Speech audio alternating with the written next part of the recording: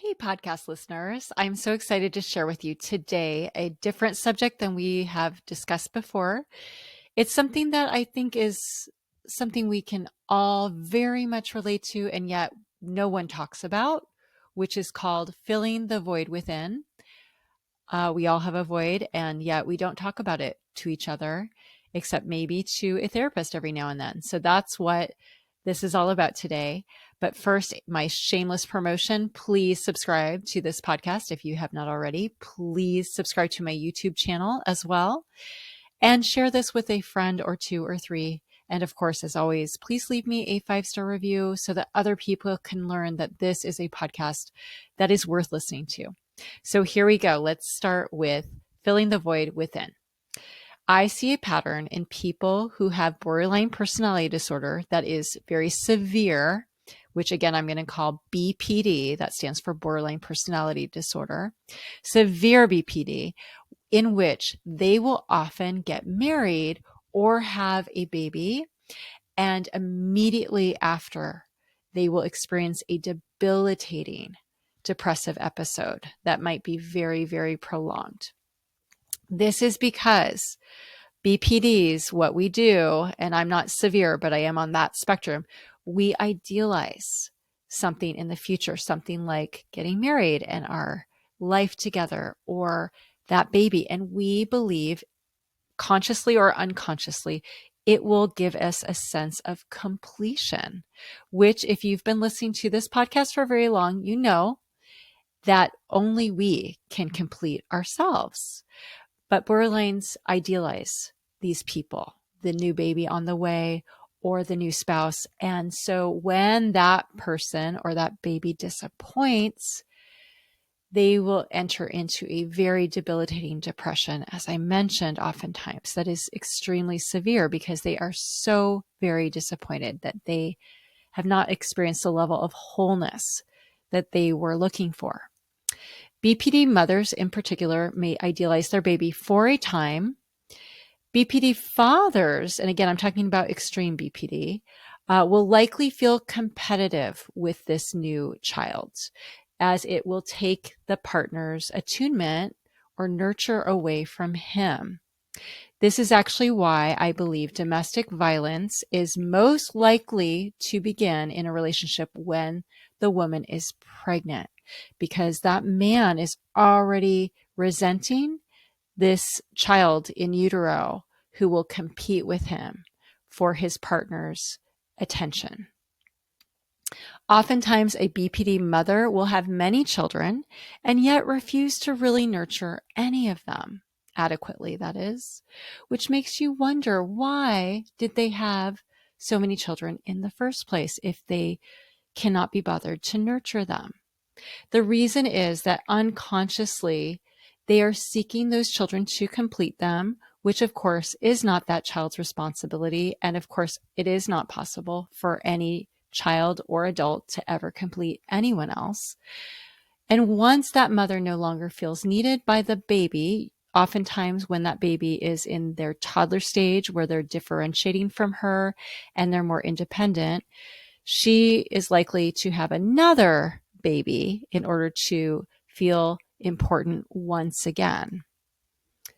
Let me share with you an image that I saw recently as I was visiting an art gallery out of town, and that gallery had a collection of art from people who had formerly been in foster care as children. And one of the paintings I saw was a woman's torso, and it was about from her lower neck to her lower abdomen. And within the torso, there was this huge black hole that was taking up much of it. And then above it, above the hole, and then below it were actual pieces of paper that were glued onto the painting. And those pieces of paper were actually strips of letters from the woman, the painter, from her mother when her mother was incarcerated, and parts of those notes that was promising her daughter when she gets out, how she'll make it up to her and they'll have good time together and the mother will stay sober. And so there were just little strips of these promises. And so when the artist She wrote her commentary next to her artwork. She said that that hole and that torso represented her as a child and how she felt because she lacked her mother's nurture, especially given that the mother never made good on those promises. She was never able to stay sober and really nurture her and be the mother that the girl needed. So when I looked at her portrait or her picture, I definitely could identify that she felt this void within her, this emptiness. But a light also dawned for me mentally as I looked at that picture, because I also saw that this gaping hole inside of her was exactly the size that a baby takes up when it's in utero. And all of a sudden I realized, oh, okay, that mother probably felt the same void inside of her. And she therefore chose to have a baby because a baby will temporarily fill that void inside of us. Yet when that baby disappointed her, maybe when that baby became independent and, differentiated from her, that mother, which they all inevitably do, they all inevitably disappoint us. That mother returned to her drugs, and she then repeated that same void within her daughter that she herself suffered. How many generations pass along our voids to our children? When does it stop? How many of us were conceived in order to fill a void within our mother? And how many of us, or how few of us, were not? Some of us, called codependents, found our whole identity in being void fillers and learned that we can distract ourselves from the ache of our inner void by attempting to fill those of others. If we cannot consistently receive nurture, the next thing we can do is consistently give it to others, we tell ourselves. The only problem is that that void within us is never completely satisfied. And so we can never stop and just rest. We are approval addicts, and it's simply unsustainable. Another problem is when people reject our nurture because they find it unsatisfying. And then we feel rejected and we're feeling that emptiness inside us again. Giving can be good, but not when it is motivated by getting something for ourselves. Then it's narcissistic. Then there are those of us on the borderline spectrum, the BPD spectrum, who are acutely aware of that void within us and are determined to fill it. We demand that the codependents around us attune to us better. And our desires are not wrong.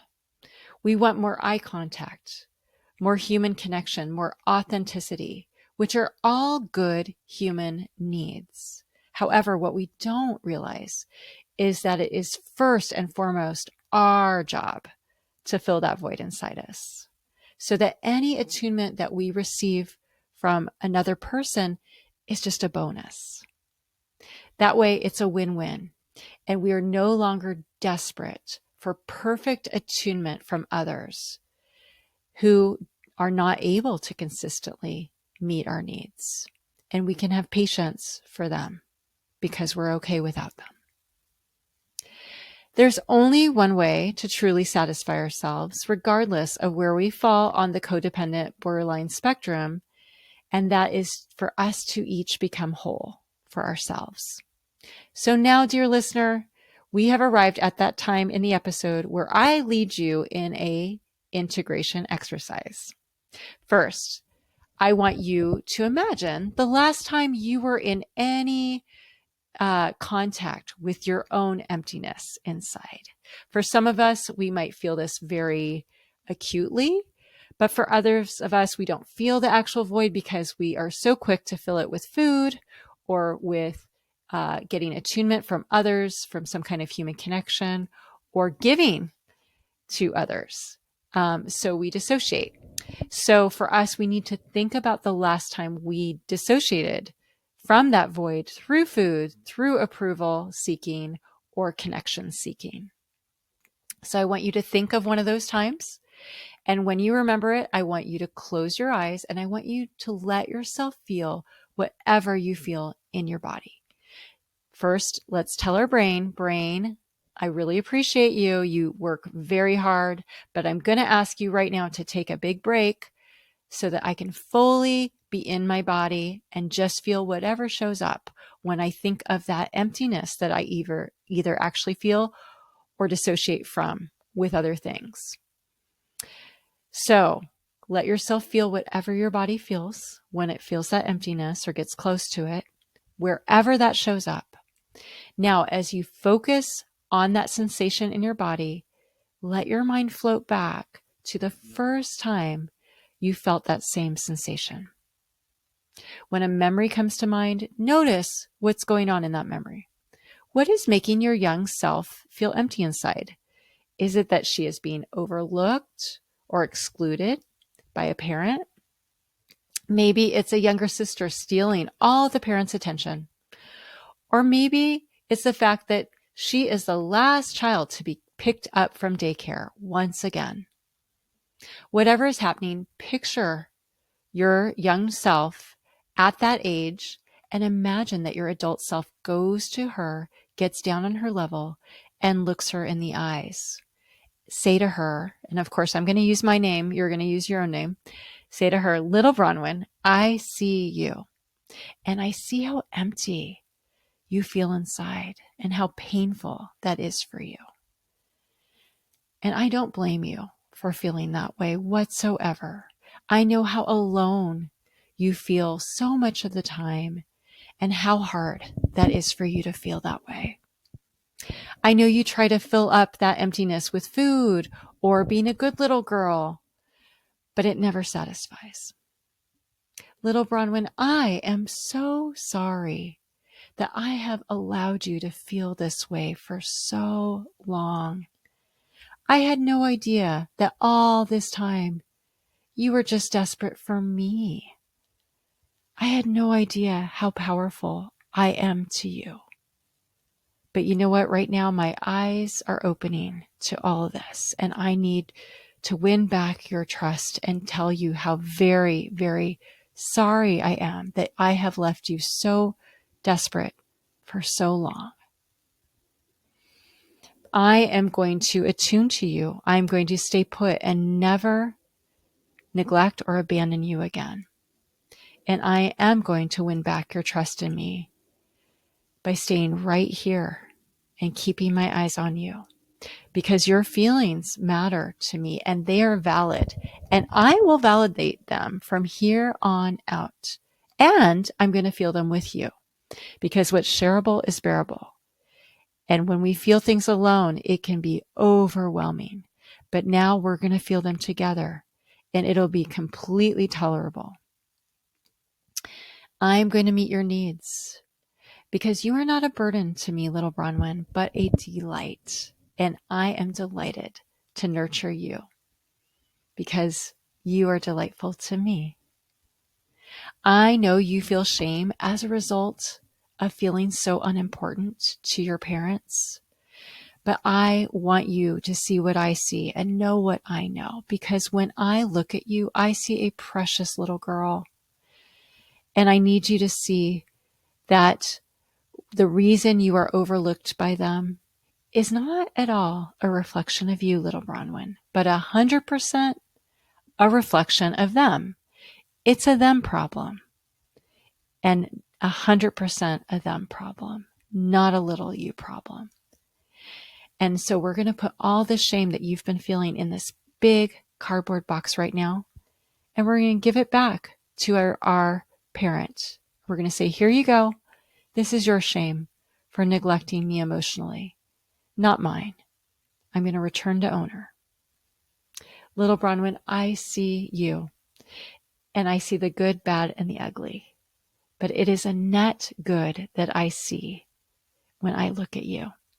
You have my approval. You have won it. You've won my heart, my love. the day that you were born. Because what wins my approval and my love is your heart. And I see your heart. And it is good. It is so very good. And I am so pleased with you. So now that you have my love and my approval, and you will have those things until the day you leave this earth, and nothing can ever, you are free, little Bronwyn. You are free now to be true to you from here on out, to be true to yourself. And you are free to disappoint the hell out of everyone else in that process. So we're a unit now, you and me, little Bronwyn, and we'll never be alone because we have each other. We're no longer desperate, and whoever is privileged enough to be in our lives is just a bonus now because we are already complete. And I want you to take her by the hand, walk her out the front door of that house, close it firmly behind you, and say, look, little Bronwyn, here we are in the light of the sun where everything is clear, and it is a new day for us. All right, guys, thank you so much for listening. Let's all fill that void within. Please share this with a friend. A lot of people need to hear this today. Thank you so much.